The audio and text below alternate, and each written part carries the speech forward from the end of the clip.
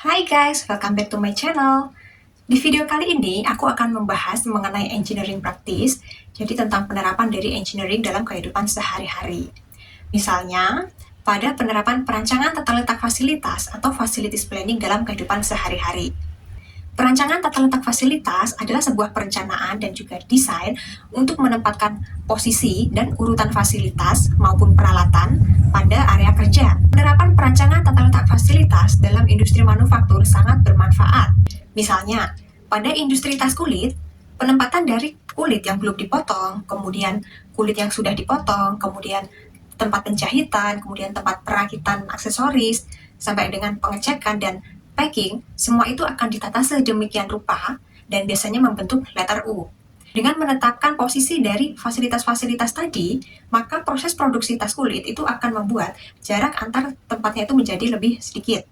Sehingga proses perpindahan dari benda-benda itu juga menjadi lebih sedikit. Nah, kalau proses pemindahan dari benda-benda yang akan diproduksi lebih sedikit, maka waktu proses pengerjaannya juga menjadi lebih cepat. Kemudian, perancangan tata letak fasilitas ini juga tidak hanya diterapkan pada industri manufaktur saja. Di industri jasa, misalnya di bandara, kemudian di stasiun, bahkan di perkantoran pun juga banyak diterapkan. Di video kali ini, aku akan menjelaskan bagaimanakah penerapan dari perancangan tata letak fasilitas dalam kehidupan sehari-hari, misalnya di kamar aku sendiri. Di kamar aku sendiri, aku tuh menetapkan barang-barang yang saling berdekatan sesuai dengan jenis kegunaannya.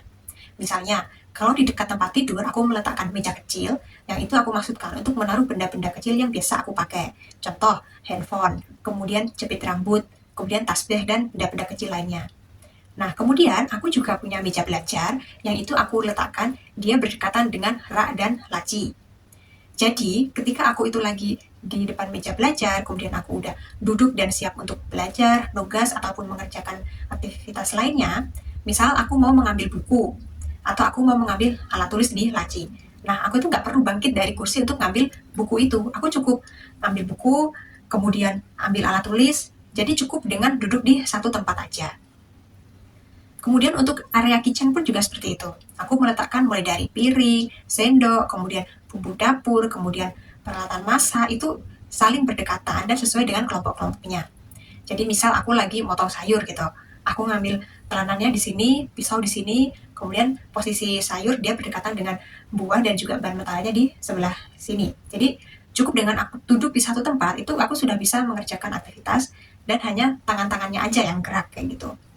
Selain mengatur posisi dari benda-benda di kamar aku juga mengatur dari faktor lingkungan fisik lainnya. Misalnya, faktor pencahayaan. Aku sendiri mengatur cahaya di kamar aku ini terang. Jadi, ketika aku beraktivitas, itu aku akan lebih mudah, karena dengan cahaya yang terang tadi, misal aku mau membuat scripting, aku mau nugas, atau aku mau take video, itu hasilnya sudah bagus. Dan tentunya itu akan berbeda kalau misalnya aku mengatur kamar aku dengan cahaya yang redup. Nah, selain faktor cahaya, aku juga memperhatikan faktor suhu kamar. Secara psikologi, suhu ruangan bisa mempengaruhi daya pikir dari seseorang.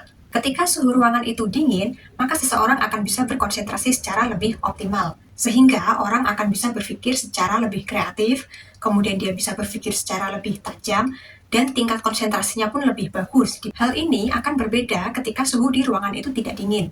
Misalnya, pada kondisi ruangan yang gerah. Ketika dalam kondisi gerah, seseorang akan lebih kesulitan untuk berpikir. Kemudian daya kreativitasnya bisa menurun, dan dalam kondisi yang gerah, tidak jarang orang akan lebih cenderung mengantuk. Dan itulah mengapa pada siang hari ketika suhu ruangan itu panas, kemudian tidak dilengkapi dengan pendingin ruangan, biasanya orang akan lebih cenderung tidur siang di ruangan itu. Faktor lain yang aku perhatikan dalam perancangan tata letak dan fasilitas adalah pemilihan warna. Setiap warna itu memiliki energi dan kesan yang berbeda-beda.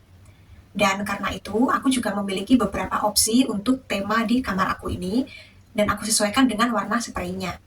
Misalnya, ketika aku lagi pengen tema kamar yang memberi kesan romance, hangat, maka aku akan memilih spray yang berwarna merah muda. Sementara itu, ketika aku menginginkan tema kamar yang damai, tenang, maka aku akan memilih spray yang berwarna putih, yang warnanya netral. Nah, misalnya aku lagi pengen tema kamar yang ceria dan yang happy, maka aku akan memilih spray yang berwarna biru muda. Faktor berikutnya yang aku perhatikan adalah aroma. Aku sendiri lebih suka aroma wangi daripada aroma yang tidak sedap. Dan karena itu, aku juga suka memakai wangi-wangian serta pengharum ruangan di kamar aku sendiri. Yang tidak kalah penting adalah ventilasi atau jendela. Adanya jendela ini juga bermanfaat untuk mengatur supaya sirkulasi di kamar kita itu bisa lebih lancar. Aku sendiri kalau lagi hari libur atau lagi stay, aku juga kadang membuka jendela di kamar aku supaya udaranya itu berganti. Nah, kemudian misal aku habis dari pergi seharian gitu, ketika aku pulang kemudian ke suasananya ngap, aku pun juga pasti akan membuka jendela di kamar aku. Dan tentunya kamar yang baik juga kamar yang terkena sinar matahari secara langsung. Dan karena itu, kalau misalnya sedang ada matahari, aku pun juga membuka gorden di jendela kamar aku, supaya panas matahari itu tetap bisa masuk ke kamar aku. Oke teman-teman, itu tadi mengenai perancangan tata letak fasilitas yang aku terapkan di kamar aku sendiri. Kalau kamu punya ide-ide lain mengenai gimana perancangan tata letak fasilitas yang baik untuk kamar, boleh banget buat komen di bawah. Oke, terima kasih. See you.